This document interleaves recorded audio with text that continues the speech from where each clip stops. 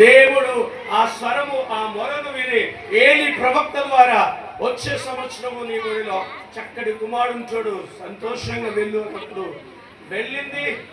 As టీజ్గా ఆ ప్రవక్త చెప్పిన విధంగా అదే దినాలలో చక్కటి కుమారుని కన్నది. సమూయేలు, యెహోవా యొక్క దానము అని సమూయేలు అనే బిడ్డకు పేరు పెట్టుకుంది.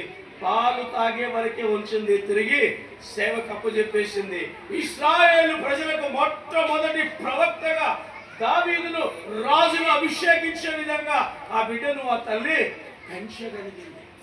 ఉప్పు పాలు తాపినప్పటి నుంచే, అయ్యా నువ్వు నా స్వాస్థ్యం కాదు, నా సొంతం కాదు, నీవు దేవుడు అనుగ్రహిస్తే ఇచ్చావు కనుక నీ ద్వారా ఎల్లప్పుడూ నువ్వు ఉన్నంత వరకు, భూమి మీద ఉన్నంత వరకు మహిమ, ఘనత, ప్రభావం కలిగినట్లుగా జాగ్రత్తగా నడుచుకోవాలి.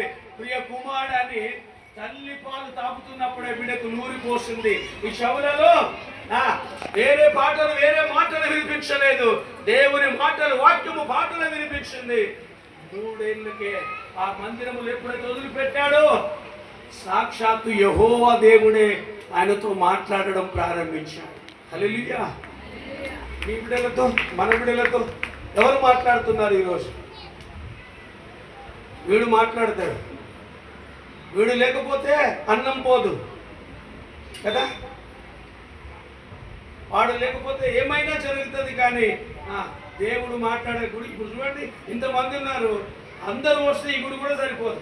సాంసనాన్ని ఇంకో ఇంత జాగా తీసుకోవాలి, మరి టీం అంతా కంపెనీ అంతా ఎవరి బిడ్డలు అందరూ వస్తే సరిపోదు. కానీ బయట కూర్చొని ఏం చేస్తాం? చాటింగ్ చేస్తాం, కబుర్లు చెప్పుకుంటాం.